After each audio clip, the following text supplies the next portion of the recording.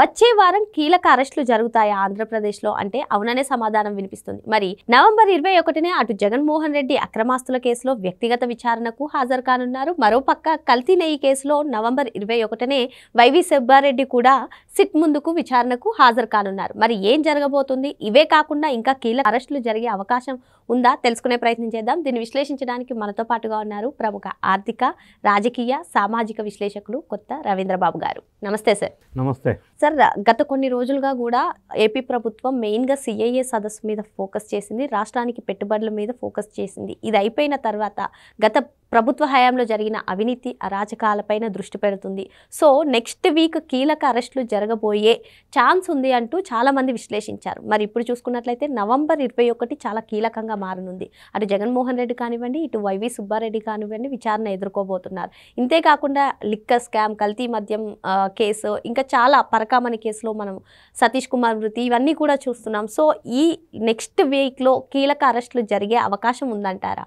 ఆంధ్రప్రదేశ్ రాష్ట్రంలో కూటమి ప్రభుత్వం అఖండమైన మెజార్టీ 2024 అసెంబ్లీ ఎలక్షన్లో గెలిచి ప్రభుత్వాన్ని ఏర్పాటు చేసిన తర్వాత వెల్ఫేరు, డెవలప్మెంటు, ఉద్యోగ ఉపాధి అవకాశాలు ఫోకస్తో పాటుగా అంతకు ముందు 5 సంవత్సరాలు జగన్ రెడ్డి గారు పరిపాలించిన కాలంలో అప్పట్లో మంత్రులు చేసినటువంటి అక్రమాలు, అన్యాయాలు, లూటీలు ఒకదాని తర్వాత ఒకటి వెలుగులోకి తీసుకొచ్చే ప్రయత్నం అదొక ఛాలెంజ్గా కూడా తీసుకున్నారు.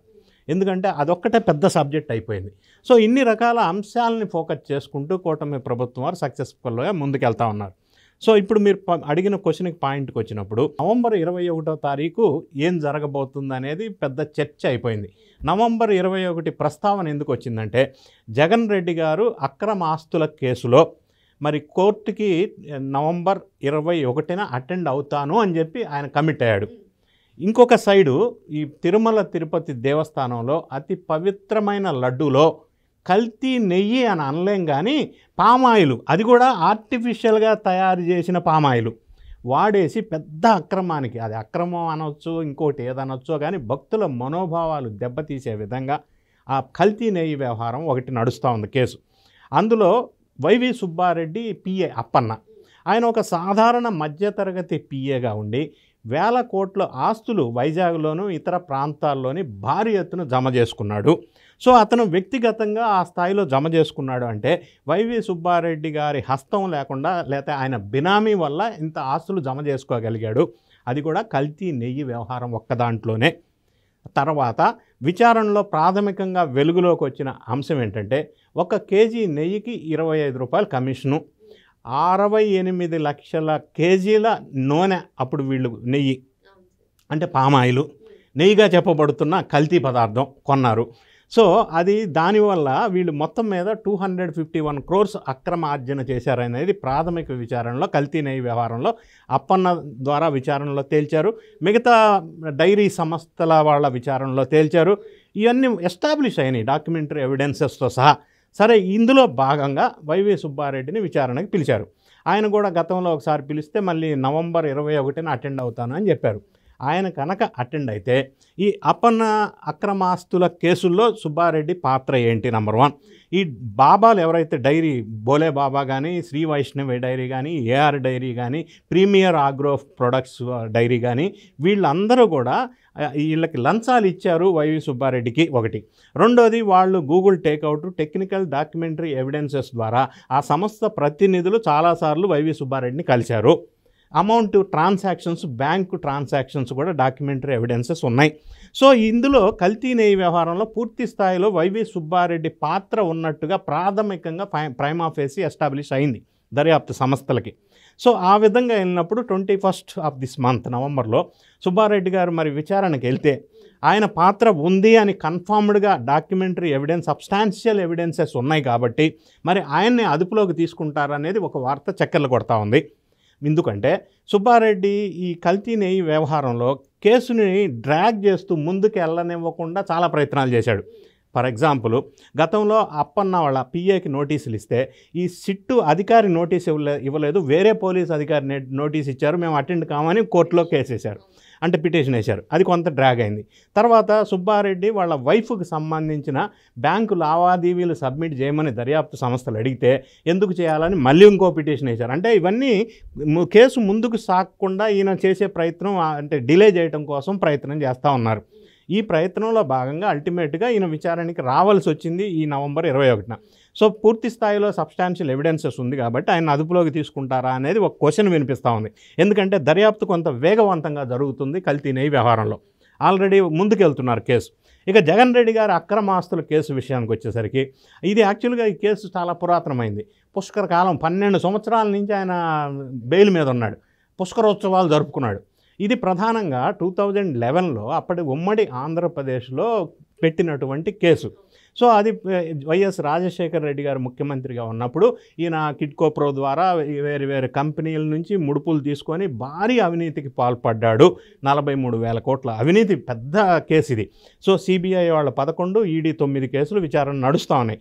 సరే, రకరకాల కారణాల వల్ల న్యాయ వ్యవస్థలో ఉన్న లొసుగుల్ని వాడుకొని ఆర్థిక నేరస్తుడు కాబట్టి ఒక 125 డిశ్చార్జ్ పిటిషన్స్, తర్వాత ఈ జడ్జెస్ ఫ్రీక్వెంట్గా ట్రాన్స్ఫర్ అవ్వడం లేదా రిటైర్ అవ్వటం. సో వీటన్నిటి రకరకాల రీజన్స్ వల్ల డ్రాగ్ ఆన్ అవుతుంది.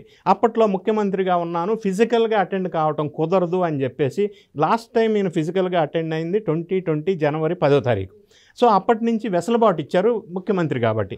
ఇప్పుడు ముఖ్యమంత్రి పాయ, ప్రతిపక్ష నాయకుడు పాయ, ఏది లేదు, ప్రజలు ఆదరించలేదు. సో ఇప్పుడు వెసులుబాటు ఇవ్వడానికి కారణాలు ఏమి లేవు.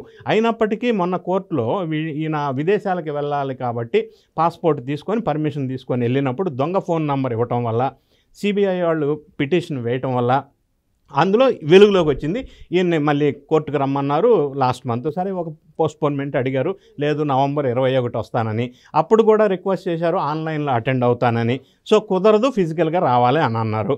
సో ఈ అక్రమాస్తుల కేసులో 21 నవంబర్ ఆయన ఫిజికల్గా అటెండ్ అయితే, ఇక్కడ అంశం ఏంటంటే ఒక్కసారి ఫిజికల్గా అటెండ్ అయితే ఇప్పుడు కోర్టులో ఫ్రీక్వెంట్గా విచారణకి ఫిజికల్గా అటెండ్ అవ్వాల్సిన అవసరం ఉంటుంది.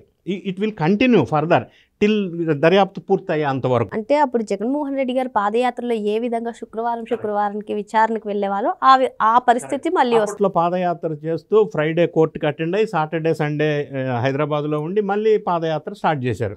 సో ఇప్పుడు ఈ పరిస్థితి ఇప్పుడు అటెండ్ అయితే నెక్స్ట్ మళ్ళీ అటెండ్ కాను అని చెప్పడానికి లేదు. ఎందుకంటే ఈసారి ఎస్కేప్ అవడానికి ముఖ్యమంత్రి పదవి అడ్డు పెట్టుకోవడానికి అవకాశం లేదు, ఇప్పుడు నార్మల్ ఎమ్మెల్యే కాబట్టి. సో అట్లా అటెండ్ అవుతూ ఉండటం వల్ల మరి ఇప్పుడు ఈయన 2027లో మళ్ళీ పాదయాత్ర చేస్తానని ఒక ప్రపోజల్ ఏదో పెట్టుకున్నారు. సో దాన్ని ఏ విధంగా ఈ కోర్టు హాజరు మళ్ళీ గతంలో లాగానే ఈ కోర్టుకు వచ్చి పాదయాత్ర చేస్తారా, ఒక అంశం. రెండో అంశం ఏంటంటే గతంలో ఈయన ఇటువంటి సందర్భం ఎదురైనప్పుడు పాదయాత్రలో వాళ్ళ చెల్లి తల్లి అండగా ఉన్నారు, విజయసాయి రెడ్డి ఉన్నారు. సో ఇప్పుడు కీలకమైన వ్యక్తులు పార్టీలో లేరు, తల్లి చెల్లి దూరం అయిపోయారు, గెంటేశారు. వాళ్ళ ఆస్తి పంపకాల విషయంలో ఇంట్లో నుంచి గెంటేశాడు తల్లిని చెల్లిని.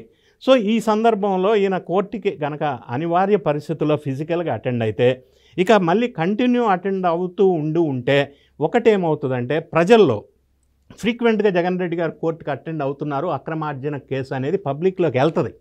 వెళ్ళటం వల్ల ఈయన అన్యాయం చేశాడు, అక్రమార్జన చేశాడు, కోర్టుకి అటెండ్ అవుతున్నాడు, ఈయన ఒక నిందితుడు అన్న ఫీల్ ప్రజల్లోకి చాలా ఎక్కువ వెళ్ళే అవకాశం ఉంటుంది. కాబట్టే ఈయన వెళ్లకుండా ఉండటం కోసం విశ్వ ప్రయత్నం చేశాడు. కాకపోతే ఏంటంటే ఇప్పుడున్న ఆయన ఉన్న పరిస్థితుల్లో యాక్సెప్ట్ చేయరు. గతంలో ఇంకొక రీజన్ ఏంటంటే రాజకీయమైన ఈక్వేషన్స్ నేపథ్యంలో సెంట్రల్లో బీజేపీ వాళ్ళు, ఇక్కడ జగన్ రెడ్డి గారు ఉన్నారు. అప్పుడు పరిస్థితి వేరు, ఇప్పుడు రాజకీయ ఈక్వేషన్ పూర్తిగా చేంజ్ అయిపోయింది. ఇక్కడ ఎన్డీఏ ఉంది, సెంట్రల్లో ఎన్డీఏ ఉంది. సో గతంలో లభించినటువంటి సహాయ సహకారాలు అక్కడి నుంచి లభించకపోవచ్చు. ఈ పరిస్థితుల్లో ఈయన కనుక కోర్టు కంటిన్యూ ఫిజికల్గా కనుక అటెండ్ అయితే ప్రజల్లో ఒక ఫీల్ మెసేజ్ అయితే ఖచ్చితంగా వెళ్తుంది, ఈయన ఎవ్రీ ఫ్రైడే కోర్టుకి అటెండ్ అవుతాడు బాబు, నిందితుడు, అందులో అక్రమార్జన. ఆ విధంగా ప్రజల్లోకి ఒక బ్యాడ్ ఇమేజ్ వెళ్ళే అవకాశం ఉంది. అది నెక్స్ట్ ఎలక్షన్లో ఆయనకి ఇంపాక్ట్ అయ్యే అవకాశం కూడా ఉంది. అందుకే అటెండ్ కాకుండా విశ్వ ప్రయత్నం చేశాడు, కానీ వర్కౌట్ అవ్వలేదు. ఏదేమైనా కూడా ఈయన అక్రమార్జన కేసులో కనుక అటెండ్ అవుతూ ఉంటే ఈయన పార్టీకి ఈయనకి నష్టం జరిగే అవకాశం ఉంది. సార్, ఇప్పుడు విచారణకు వెళ్ళడమే కానీ ఆయన బెయిల్ రద్దయ్యే అవకాశాలు అయితే కనిపించట్లేదు అంటారా? బెయిల్ రద్దు అవడానికి ఇప్పుడు బెయిల్ కండిషన్స్, ఇప్పుడు ఈయనకి బెయిల్ ఇచ్చినప్పుడు ఈ కొన్ని కండిషన్స్ పెట్టారు. ఆ కండిషన్స్ ఆల్రెడీ మొన్న చాలా సార్లు వైలేషన్ చేశారు. ఆ కండిషన్స్ సిఆర్పిసి సెక్షన్ 437 ప్రకారంగా బెయిల్ ఇచ్చారు. కొన్ని కండిషన్స్ చాలా సందర్భాల్లో వైలేట్ చేశారు. సరే, అప్పట్లో ఉన్న రకరకాల రీజన్స్, ఈక్వేషన్స్ వల్ల ఏం కాలేదు. సో ఇప్పుడు ఇంకా ఆయన టైం దగ్గరకు వచ్చింది, అప్పట్లాగా ఇప్పుడు అంత కంఫర్ట్ ఉండదు ఒకటి. రెండో అంశం ఏంటంటే సెక్షన్ 309 ప్రకారంగా ఈ ట్రయల్ అనేది 6 monthsలో కంప్లీట్ అవ్వాలి, కానీ ఇప్పటికి 12 సంవత్సరాలు అయింది. ఇంకొక అంశం ఏంటంటే సుప్రీంకోర్టు జడ్జిమెంట్ ఉంది, క్లియర్గా గతంలో కేసులా ఉంది. అన్ని కోర్టులకు వాళ్ళు ఆదేశాలు ఇచ్చారు. ఆ ప్రజా ప్రాతినిధ్యం వహిస్తున్న వ్యక్తుల మీద కేసులుంటే సంవత్సర కాలంలోపు దాన్ని దర్యాప్తు పూర్తి చేసి క్లోజ్ చేయాలి కేసులని. కానీ అవన్నిటిని కూడా వైలేట్ చేశారు. ఎందుకంటే రకరకాల రీజన్స్ వల్ల ఈ కేసు ప్రొలాంగ్ అవుతూ ఉంది. ఎప్పుడు అక్రమార్జన కేసులు తేల్తాయో అర్థం కాని పరిస్థితుల్లో జనం ఎదురు చూస్తూ ఉన్నారు. దీన్ని బేస్ చేసుకొని జోగి రమేష్ కానీ ఇంకా కొంతమంది కానీ ఏదన్నా కేసు పెడితే సిట్ వద్దు, నాకు సిబిఐ చేత దర్యాప్తు చేపించండి అని అడుగుతున్నారు. ఎందుకంటే జగన్ రెడ్డి గారికి కంఫర్ట్ వచ్చింది ఇన్ని సంవత్సరాలు, మాకు కూడా సిబిఐ ఎంక్వైరీ పెడితే చాలా సంవత్సరాలు ఇట్లానే టైం పాస్ చేయొచ్చు అన్న ఒక భావం ప్రజల్లో కూడా నెగిటివ్గా ఉంది దర్యాప్తు సంస్థల మీద. అంటే ఇప్పుడు సిబిఐకి సవాల్ విసురుతున్నట్టు కదా సార్ వీళ్ళ స్టేట్మెంట్. మరి సిబిఐ ఏ విధంగా స్పందించనుందండి? సెంట్రల్ దర్యాప్తు సంస్థలు ఏంటంటే ఈ దర్యాప్తు అనేది మనకి స్టేట్ దర్యాప్తు సంస్థల్లాగా వేగవంతం కాదు, ఎందుకంటే రకరకాల రీజన్స్ వల్ల ఒకటి. రెండోది, ఈ case gravity of the case complicated case కాబట్టి విచారణలో చాలామంది వ్యక్తుల్ని, దాదాపుగా 455 మంది వ్యక్తుల్ని విచారించారు. సో ఇంత పెద్ద కేసు కాబట్టి సహజంగా టైం టేకింగ్ రెండో రీజన్. మూడో రీజన్ ఏంటంటే గతంలో ఈయన ఇన్ఫ్లుయెన్స్ ఎంతో కొంత ప్రభావం చూపగలిగాడు సెంట్రల్ దర్యాప్తు సంస్థ మీద అనేది ఖచ్చితంగా ప్రజలు అనుకుంటున్నమాట. లేకపోతే ఇంత కంఫర్ట్ 12 సంవత్సరాలు బెయిల్ మీద ఉండటం అనేది ఎక్కడా ఎవరికీ సాధ్యం కాని అంశం. సో ఆ సదుపాయాలు లేదా అప్పుడున్న సిచ్యువేషను ఇప్పుడు సిచ్యువేషను డిఫరెంట్గా ఉంది కాబట్టి ఈ దర్యాప్తు సంస్థలు, కోర్టులు జగన్ అక్రమార్జన కేసులో వేగవంతం అయ్యే అవకాశం ఉంటే అది ఏ మలుపులు తిరుగుతుంది ఒకటి. రెండోది, కల్తీ మద్యం విషయంలో కానీ లేకపోతే మద్యం స్కామ్ విషయంలో కానీ మరి ఎప్పుడు ఎవరికి చుట్టుకుంటుందో తెలియని పరిస్థితి. మూడో అంశం ఏంటంటే పార్టీలో ఉన్న వ్యక్తులంతా కూడా వేరే పార్టీలోకి జంపు చేసిపోతున్నటువంటి సందర్భం, ఫ్యామిలీలో కూడా డిస్ప్యూట్స్ వచ్చినటువంటి సందర్భం. ఇన్ని ప్రతికూల పరిస్థితుల మధ్య జగన్ రెడ్డి గారు ఈ నెల 21న కోర్టుకి అటెండ్ అయితే తదనంతరం జరిగే పరిణామాలు చాలా ఇబ్బందికరంగా పార్టీకి ఆయనకి ఉండే అవకాశాలు స్పష్టంగా ఉన్నాయి. ఇంకొక పక్క కల్తీ నేలో వైవి సుబ్బారెడ్డి పరిస్థితి అలా ఉంది. పరకామణి కేసులో కూడా దర్యాప్తు ముందుకు వెళ్తా ఉన్న సందర్భంలో విజిలెన్స్ ఆఫీసర్గా ఉన్న సతీష్ కుమార్ అనుమానాస్పద హత్యగా జరిగిన సంఘటన ఇప్పుడు వెలుగులోకి వచ్చింది. దాంట్లో కూడా కరుణాకర్ రెడ్డి లేదా వైవి సుబ్బారెడ్డి అప్పట్లో దేవస్థానం చైర్మన్గా పనిచేశారు కాబట్టి వాళ్ళ పాత్ర ఎంతవరకు ఉందనేది విచారణ చేసే అవకాశం ఉంది. సో ఇవన్నీ పరిణామాలు చూస్తే ఈ మంత్లో 21st లేదా తర్వాత అనేది చాలా కీలకమైన వ్యక్తులు విచారణకి వెళ్తారా లేదా అరెస్టు అయ్యే అవకాశం ఉంది అనేది వార్తలైతే చర్చ జరుగుతున్నమాట వాస్తవం.